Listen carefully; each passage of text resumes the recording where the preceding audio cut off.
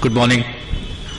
So Dr. Vinay Gupta has opened a Pandora's box where it's very difficult to find the answers in a jiffy. Now I'll be talking on probably a $1 million question. So there is money even in this figurative speech, that how to reduce the costs. Can we make our glaucoma diagnosis as well as treatment affordable to a large population? And it's been said already that a lot of patients, even though glaucoma affects everyone universally, it has been observed that the morbidity or the blindness in glaucoma is more prevalent in the lower socioeconomic strata. So this could be because they may not be affording the management, or it may be they may not be accessible, the treatment may not be accessible to them, or maybe it also probably shed some light on the quality of the primary eye care they're receiving. Most of these underprivileged people would approach the primary eye care, and if the systems are not efficient at that level to diagnose or to manage it efficiently, or there is a problem in the referral chain to the next better centers. Probably this IC would also aim at sensitizing the ophthalmologist towards this unfamiliar ground, this pitch of effectiveness in terms of cost, or the glaucoma economics. What we call as a pharmacoeconomics is something which is an unfamiliar thing. We normally do not really think much about whether the patient can afford the treatment. We are only worried about the immediate concern of preserving the sight or making good for the diagnosis. It's an ominous diagnosis to make. So, but we don't really look into the long-term effects in terms of his affordability or in terms of his access to the treatment. So it's probably very important to customize the treatment for every patient, at least in India. So what are the challenges? It could be in terms of diagnosis. The diagnosis itself may be very cost intensive. So this may be the reason that why we are probably missing glaucomas in a vast majority of population. And once we diagnose glaucoma, it is very imminent that the patient sometimes loses vision despite treatment and also loses money. So the management, this is the biggest challenge to cut costs in treating glaucomas. So what are the basic challenges in trying to cut costs in glaucoma diagnosis? So it's that, is it costly? That is something that we should look into. But most people know that it's an intraocular pressure measurement, an accurate one, by knowing all its intricacies, and an optic nerve head changes. Probably clinical examination of optic nerve scan is probably the most important thing that we normally say for diagnosis. So probably that is not a cost intensive one. And there are a lot of new things I was studying, like in this context of all the newer gadgets which are filling the market, and a lot of mounting market pressures to buy them, the value of the comprehensive eye examination, especially at the primary eye care level, has become more important than now for glaucoma. And it is probably important to remind you all that automated perimetry still is the gold standard for still many years to come. It cannot be replaced by any newer gadgets, at least now.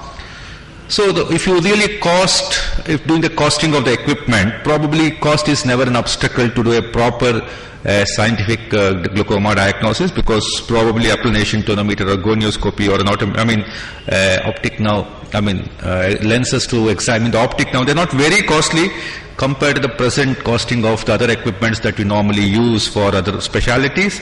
But probably the priceless gadget would be having a sharp clinical acumen and to diagnose it clinically rather than to embark on the investigations. Probably over-dependence on the investigations has been the biggest bugbear.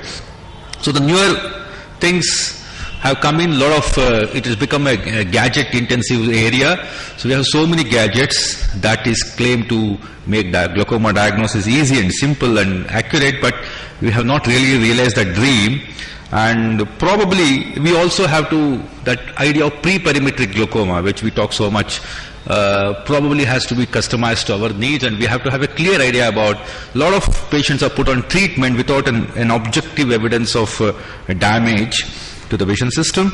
And probably the worst development is these investigations are overused in order to, as money spinners in many of the sectors, probably making the glaucoma diagnosis looks very costly. Probably glaucoma therapy is probably the biggest challenge that we have. It is a misfortune that we are not able to cut costs many a times. And also I told you the morbidity is proportional to the economic strata, and entry of the imported brands of the drugs to India, seamlessly they are filling the market. Probably there is it's time to think whether it's a boon or a bane for us. So there are a lot of practitioner dependent parameters which are affecting the glaucoma care. For example, we still have to sit and think whether the Indian brands are of any use or not. Okay, this is without any financial interest of any of those, purely for the interest of our poor Indian patient. Like, should we really think to take a stock of whether our Indian brands are good or not, and how much they are probably that they're commensurate with the cost difference? That is, we should debate that we should restart. And there are practitioner convictions. Like, some practitioner thinks that and a lipid is the best drug to start with. That is the first drug of choice, and probably he will choose an imported drug, which makes this idea of glaucoma very costly. And these beliefs and convictions, sometimes not scientifically based, can affect the treatment. And the concept of target pressure, like we know that we have to set a target pressure. Somebody who can just afford a very minimum line of therapy, probably if he is just around the target pressure, not really reaching the range that we have set. So adding another drug can probably theoretically make it better in terms of IOP reduction, but it may not really suit his pocket. It may not probably a good idea for a long-term affordability, that we should actually again conceptualize and customize for it. And the risk-benefit analysis, treating glaucoma in a 90-year-old, in a suspected glaucoma or early glaucoma with so many drugs, probably may not be a good idea that we need to really look into in some cases. And again, an unfortunate end, like many of the drug companies or even the practitioners, the glaucoma specialists, to prescribe the drugs, many times is ill-founded. So this is one point, is something I want to make, that in many of the patients in India, a majority of them are also having angle closure component, and ACG diagnosis is something that we look for, especially at the primary and the secondary levels of care. And the role of iridotomy, probably it will prevent the glaucoma progression, maybe the angle damage further, maybe pushing the patient for a long-term medical therapy. This can be drastically reduced if you can probably use, just like Dr. Vinay Gupta said, that we are over treating some of the angle closures with iridotomies. The other end of the spectrum is also equally true, that we are not utilizing it wherever it is actually needed. And probably the biggest challenge to treat glaucoma, like we have two options of medical and surgical management. There is always a reluctance to treat the glaucoma surgically, and this can be one of the biggest stumbling blocks. So we have the concept of maximally tolerated medical therapy. People would really wait till the patient really gets bored, or this can be a compliance issue, putting so many drugs with their cost mounting and the side effects adding up.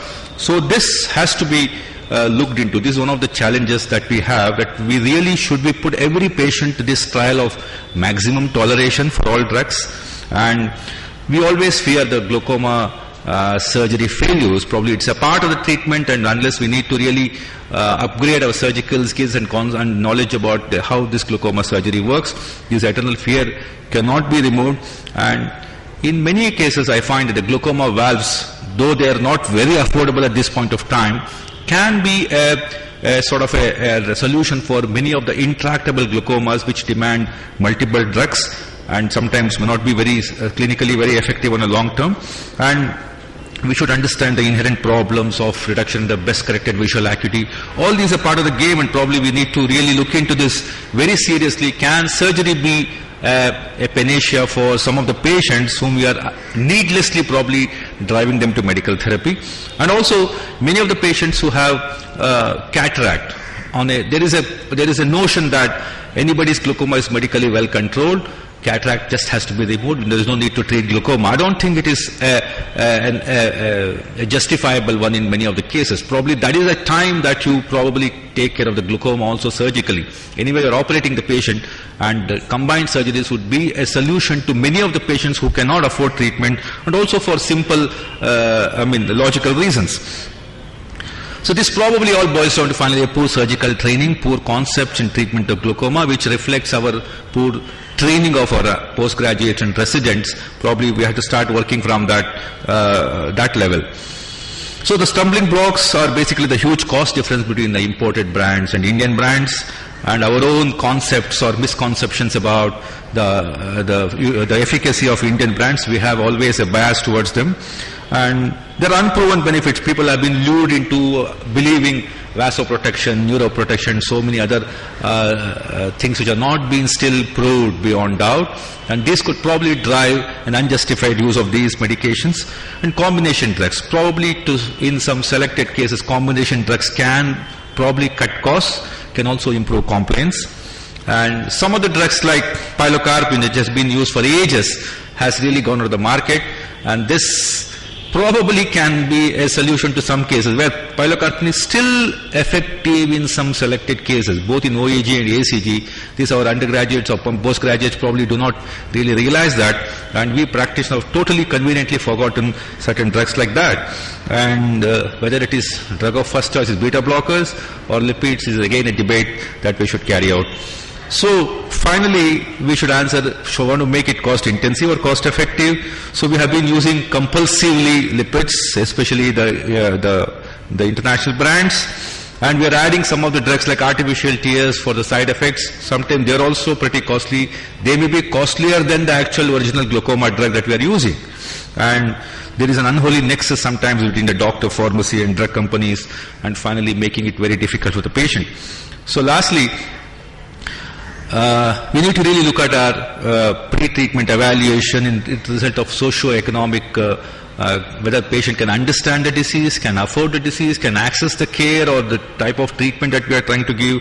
And as he said, we have to basically have a value-based medicine and try to look into certain other aspects of his management, and basically customizing the therapy, keeping the long-term compliance. The compliance is the biggest issue in terms of treatment. So is the patient's compliance is going to be a problem for the initial planning, and we have to patronize the cheaper alternatives. I mean, without looking into any of those freebies or lurings, I think we should keep the patient's long-term well-being in mind, and probably we have to patronize, however neutral they are, So this is what I wanted to talk about cost effectiveness. I am sure our next speakers will be covering about probably the more important aspects of this a serious problem.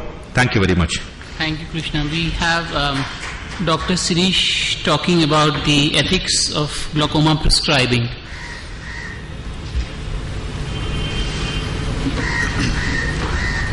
Good morning. Good morning. Now, I am talking about ethics in an instruction course which is mainly about poor man's glaucoma and how to bring down the cost. The reason we need to touch about ethics and talk about it is that ethics and reduction of the cost for treatment of glaucoma are very, very closely linked and interwoven. You cannot separate the two.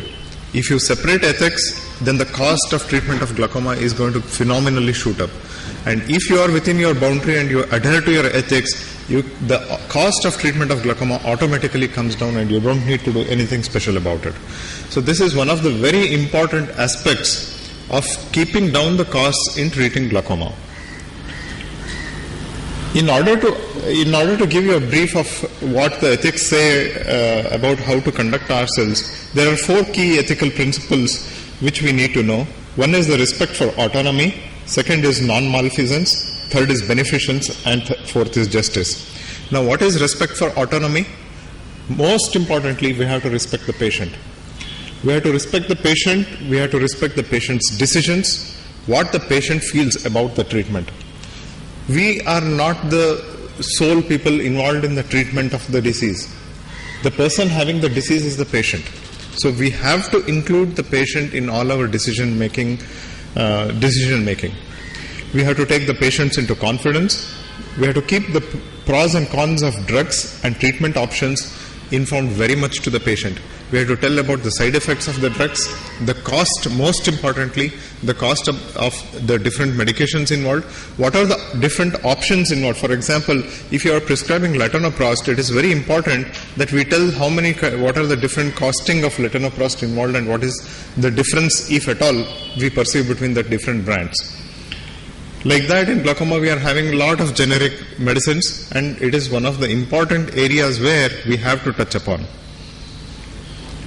The second is non-malfeasance. Doctors have active duty to avoid harm to the patients, of course. We have to keep safety above the profits. We should not see, like for example, if we are going to advise a surgery to a patient, if it is a new device or something which we don't know much about, we have to keep the safety of the patient first and foremost in our mind before we advise it to the patient. Then we are going to bring down the costs quite a lot. We have to follow evidence-based practice, and we have to keep medical knowledge very much updated. Beneficence is the duty to do good. This we have to follow, as all of us being doctors, we should have this as the first and foremost thing in our mind. It is our duty to seek out the most appropriate treatment for the patient, and we have to have regular professional updating. We have to attend CMEs, conferences. We have to update ourselves regarding the different medical options available, what are the new things being introduced, whether the old things are still true. Like for example, we heard about pilocarpine being used. When we have knowledge of all these things, we will be better able to manage a patient and do good to the patient. And lastly, justice. This is more relevant in facilities where free medications are dispersed, like in government hospitals. You might see, if in a government hospital you are good to or very close to one patient, you might end up unintentionally giving more medications to that patient at the cost of not giving medication to another patient. That means you might exhaust the stock of medications, giving a lot of medication stocks to one patient and then harm the other patient. We as doctors should be as just as possible. The distribution has to be equitable and just, and no favor or prejudice should intervene in our decisions. Now the recommendations that I would have is need to prescribe the medicine solely based on the medical needs, the reasonable expectation of effectiveness of the drug or device that needs to be kept in the mind. The prescription should not be based on financial incentives to the treating ophthalmologist. If doctor has financial stake in the company, there may be conflict of interest. So patients have a right to choice and right to information, and inform the patients of different options and give them the choice. It is very essential that we keep ourselves update about the best drug for the condition, not only about the general overall knowledge about glaucoma. We need to know about each and every drug that we have and which is the best medication available and also the most cost effective one.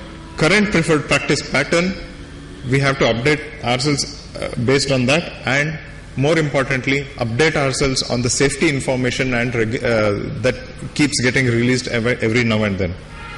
If you are unsure about the drug or its side effects, we should not hesitate before verifying with an expert in the field. Follow guidelines by local drug regulatory authorities as well. When it comes to patient information, crucial side effects of drugs have to be discussed with the patient. We cannot hide any side effects which may have an important bearing upon the outcome of the medication or the long term of treatment process. The important ones, it is better that we document them. Keep concerned doctors in the loop about medicine when appropriate. For example, if it's a cardiac patient, you have to keep the cardiologist informed when you are starting a beta blocker. And like diabetologist when steroids are started.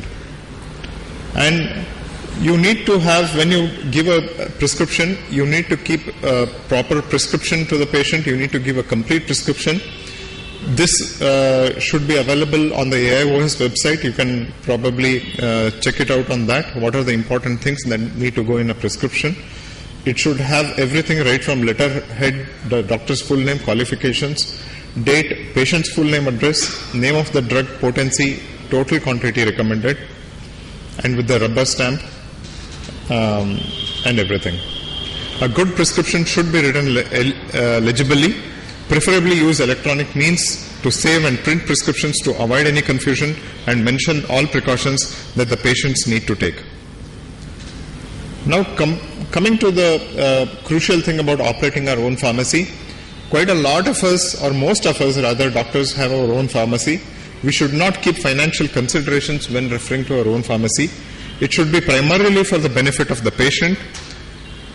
Some hospitals have this facility, or rather, dictum where when they give the prescription automatically goes to their own pharmacy. This is very much unethical. Internet purchasing and sale of the drugs is not ethical and not technical, and it is difficult to control and regulate, and there is lack of pharmacovigilance about this in India.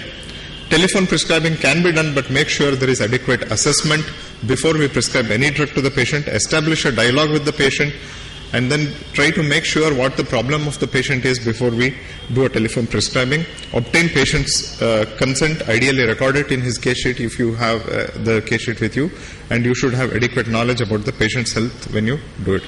Some glaucoma-specific ethical recommendations: do not prescribe unnecessarily. Incomplete diagnosis is very often the case. Due to inadequate assessment and knowledge, we do this, and anti-glaucoma medications are prescribed on presumption of glaucoma rather than proof of glaucoma quite a lot of times. The side effects, costs of medication, and psychological pain that we cause to the patient have all to be kept in mind when we do this. The cost consideration, especially because glaucoma is a lifelong disease and lifelong treatment which needs to be factored in, and costly medications prescribed influenced by the pharmaceutical companies' pressure should be avoided. We should not do treatment and diagnosis for the sake of follow-up. Quite a lot of times we see in glaucoma, it's pretty common that a patient has been diagnosed to have, or has been asked to come on follow-up, even they don't have glaucoma, just because they want to get the follow-up of the patient and more patients from that patient. This has to be avoided. In order to get a constant flow of patients, we tend to do this, and this is highly unethical and wrong. Glaucoma medication being used as a placebo is very, very wrong.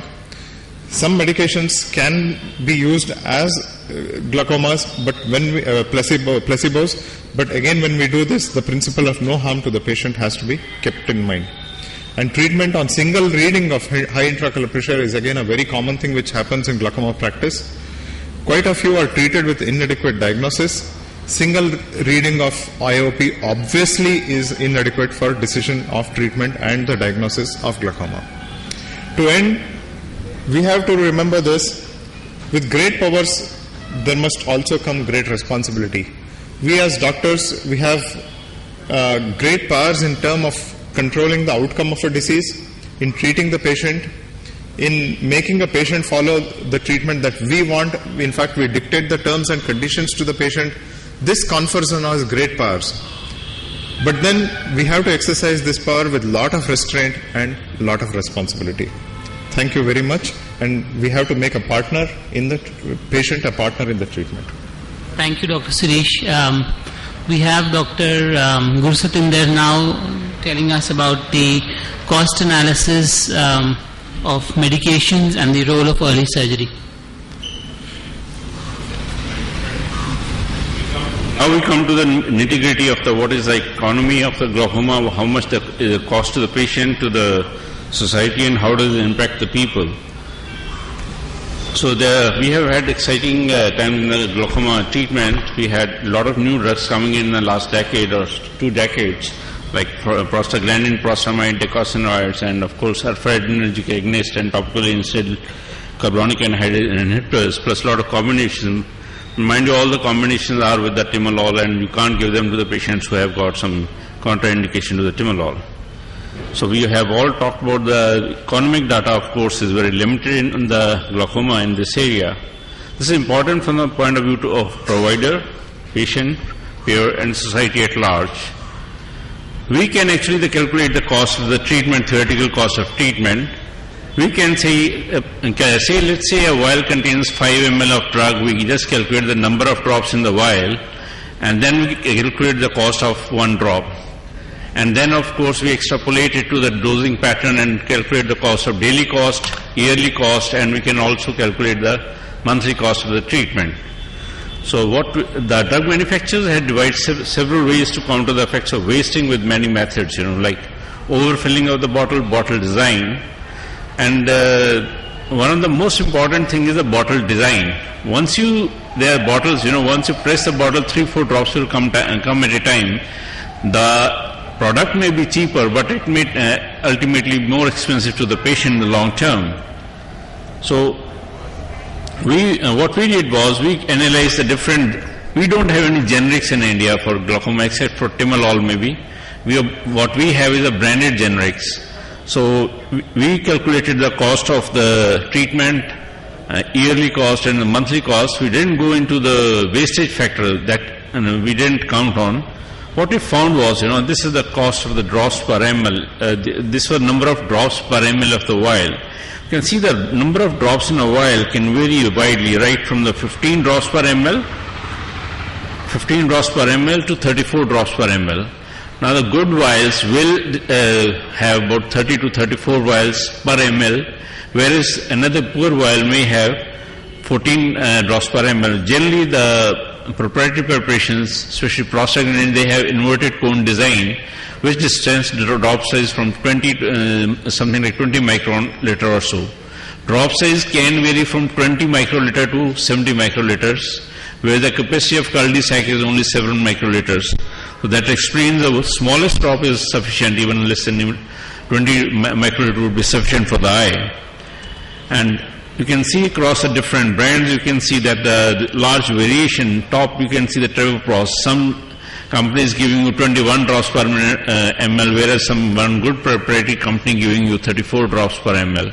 Similarly, if you look at the Timolol, generally they tend to have lower number of drops per ml, and again you see the different kind of drops, and so the number of drops per ml effectively translates into the cost of the medication.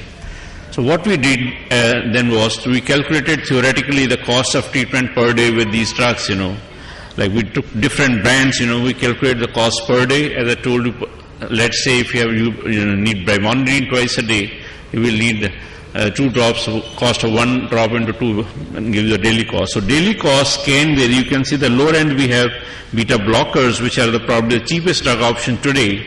And then of course we have brimonidine is little more expensive. And surprisingly, you find at the top there is dorzolamide. Now, dorzolamide is one of the most expensive drugs in the market today because it has to be tedious dosages there, and your patient ends up using 3 vials a month normally. And whereas you see with the prostaglandins, sometimes the cost is pretty reasonable with some brands. And this is cost per year. So cost per year for one drug can vary from 423 rupees, something like with beta blocker, to something like 8,000 per year on single drug only. So this is how the costing affects the patient basically. And this is the cost per day, the different drugs. Now you see at the bottom there is Travoprost. The cost per day with different brand varies from something like 4 rupees to 23 rupees. Similarly with Timolol the cost is of course the least. Whereas if you see with Latanoprost, again cost can vary from 6 rupees to 17 rupees. So we have proprietary drugs, branded generics. The cost varies widely across the continuum, and this is cost per year in the same expansion of the same thing into this. But if I want to show you as this plot, you can see that the cost of the beta blocker is the lowest, between 400 to 1,000 rupees. This is the cost of 1 year of treatment for 2 eyes, not taking wastage factor into account. Then we have alpha agonists, which are a little more expensive, 1,000 to something like 3,500 per year. And of course, PG analogs, 800 to about something like 5,500 rupees per year is the cost for therapy, single drug. And then we have carbonic anhydrase inhibitors, which tend to be the most expensive agents, whereas you may not think about it that way.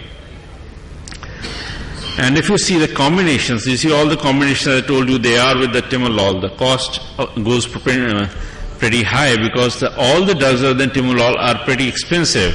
So Timolol with brimonidine will cost something like 1,000 to 4,500, and second is Timolol. Of macular surgery, as all of us are aware, it's a good anatomical closure, with a good functional outcome, and to reduce the toxic damage because of the various dyes used and reduce the phototoxicity. This is one of the surgeries where the light pipe is held very close to the retina, and of course we are operating in a very vital, sensitive area, so surgical skills is very important. So I will be talking broadly on preoperative, perioperative and postoperative tips. And patient selection, the confounding factors in yesteryear has been the size of the hole, the duration of the hole and the presenting visual acuity. And this definitely has an impact on the functional outcome. And the patient's comorbid condition in case if the patient is not able to maintain the positioning, because positioning is as important as the surgery. So preoperative lens status is very important because most of the time we combine the macular surgeries along with the cataract surgery. So lens status assessment is important. And the other small tip over here is in a Sirtlam biomicroscopy, look at the ILM wrinkling, because this could give you an idea about where to initiate the nick when you do an ILM peeling. And as I said, most of the time we combine with an phacoemulsification. All the patients above 50 years we combine it. And the advantage for combining is because there is a better visualization of the posterior pole, and as a one-step visual rehabilitation, there is a good red glow, so the VR surgeons can do a good phacoemulsification. And the important thing over here is you need to place the lens in the back, because when you put the patient in prone position, sometimes the lens can get subluxated or change the position. And what I do, because we put the patient in prone position, the inflammatory factors migrate anteriorly and may cause posterior synecdoche, which you don't like to have it. So I combine with 2 cycloplegics. And the other reason why I do combined surgery is because here we position the patient only for a week. And because of this constant rubbing of the gas on the anterior halide on the lens, the cataract progresses much faster compared to the retinal detachment surgeries. And IOL insertion, either you can insert the IOL in the beginning of the surgery or at the conclusion. I prefer to insert in the beginning of the surgery because everything is done in the beginning. You don't need to come and manipulate the anterior segment at the conclusion. And the other thing is, if you are implanting at the end of the surgery, sometimes it's very difficult to visualize the posterior capsule. Sometimes you may end up eating up the capsule. And in an phakic or a vitrectomized eye, it's very difficult. In a vitrectomized eye, it's very difficult to insert an IOL because of the deep AC. So I prefer to insert the IOL in the beginning, but the only disadvantage is sometimes when you do the vitrectomy, you will have the peripheral optic edge coming into your view. But of course, in a macular hole surgery, it doesn't matter because you're not going to do that aggressive base excision or a peripheral lesion to treat. And PVD induction is the first important step, and it's mandatory before you do an ILM peel. And here you can see the PVD induction. First you initiate from the disc. As all of us know, we just lift from the disc, go towards the equator and lift anteriorly. So now you can assess the amount of adhesions. If the adhesions are too strong, don't do this technique of lifting it from the disc, because you will create breaks in the periphery, and because the adhesions are stronger. In case the adhesions are stronger, what you do is lift, cut, because by this way the amount of force transmitted to the periphery is reduced. But if it comes off easily, then you can go with this technique. And as I said, if the PVD is very much adherent, it's enough if you induce the PVD up to the equator. And if you have not done good amount of PVD induction and lot of peripheral vitreous is left, I would always prefer to put a peripheral bell buckle. And PVD induction up to lattice is more than suffice. No need to be aggressive anterior to the lattice, and lift and cut, as I told you. Sometimes if you are not able to visualize the vitreous, you can always use a triamcinolone assisted PVD induction. So the staining, the commonly used dyes were brilliant blue, trypan blue, ICG, autologous blends and tricot, but nowadays I think 99 or even 100% I can say that we are using brilliant blue. And the word chromovitrectomy was coined in VR surgery because of the macular hole surgeries, because here only we use the dyes in the and brilliant blue is the most commonly used dye. And the advantage of brilliant blue is you don't need to do a fluid air exchange to put the dye, and because it's being an isotonic with a normal saline. And one more small tip over here is, because you are not doing a fluid air exchange, what I would do is when I inject the dye, I switch off the infusion and inject the dye so that the dye goes and settles on the macula. And then once the dye settles on the macula, then I switch on the infusion so that there is a positive pressure and the dye has better contact time over the macula. And then few drops may be more than sufficient, and you can see the instantaneous staining of the brilliant blue within seconds happening. And direct the tip away from the RPE to avoid the damage to the RPE. And in case you are very worried about the toxicity to the RPE, you can always put a drop of methylcellulose over the hole and then put the dye. And the other important thing is always misdirect the light pipe away from the fovea to reduce the photic damage. And with the Brilliant Blue, as I said, it's a non-toxic, easy to handle, greater affinity for ILM, no phototoxicity has been reported in vivo and does not require a fluid gas exchange. And ILM, coming to the ILM, is a very sensitive and very thin tissue of 2.5 microns in thickness, and in physiological condition the vitreous adheres to it, whereas in pathological condition it leads to PVR because of additions of the microblasts. And the current indications for ILM peeling is macular hole, epiretinal membranes, recalcitrant DME in vascular occlusions, and in post-RD surgeries to prevent future macular pucker. And why to peel? Yes, definitely all of us agree that the success of the macular hole surgery is definitely increased with peeling, and it increases the mobility and freshening of the hole margin, and it also decreases the diameter of the hole, and it promotes the glial plug formation.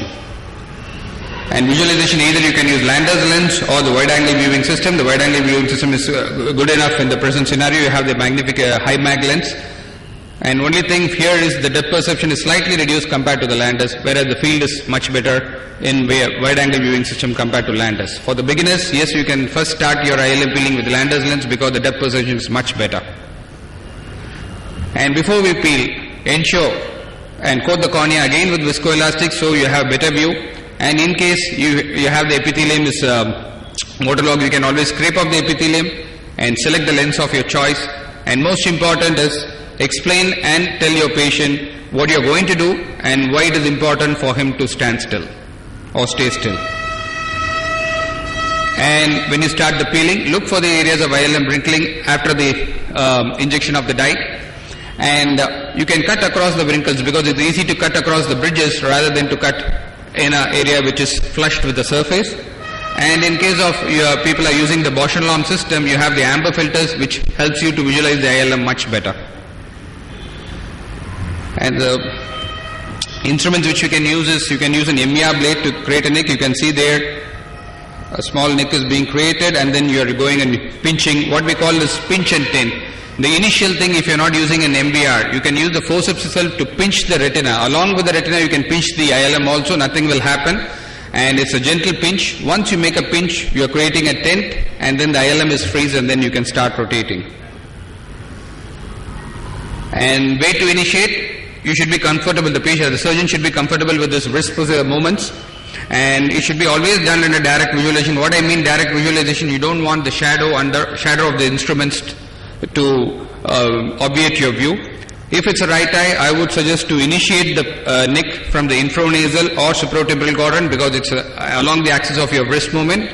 And if it's a left eye, the nick can be in supranasal or infratemporal. And always the nick is from outside to inside. And avoid the papilla macular bundle for the initial nick. And what we do is ILM peeling, once you have made a nick, what is used is the grasp and regrasp. What I mean by grasp and regrasp is,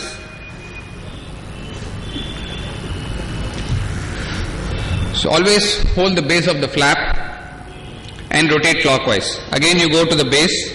If you hold at the tip, the flap will fray. So you go to the base, and then you can use your instrument and then hold at the base and then rotate. And few superficial emerges will be seen. That's nothing pathological about it. And the other clue of peel is you will get an instant whitening within 10 seconds of your peel. And this is a schematic diagram where you can see the first nick is from outside to inside, and then hold with your forceps and start rotating just like you do your capsular excess. And once you made a small nick around the hole, you can enlarge to your convenience how much of a size you want.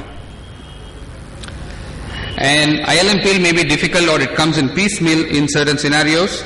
Like in a diabetic vitrectomy, if you can see there is a prolif over the disc, sometimes it becomes very important to remove the prolif over the disc. Most of the time we leave it because of the worry of ooze, but it's very important to remove this if there is a traction on the ILM.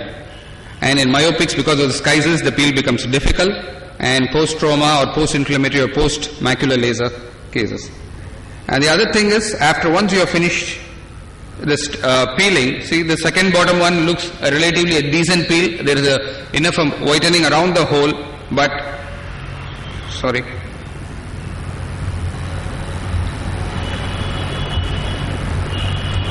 So this video shows enough of peel, but once you again put the dye, and then you can see the tags of ILM still adherent to the edges of the hole.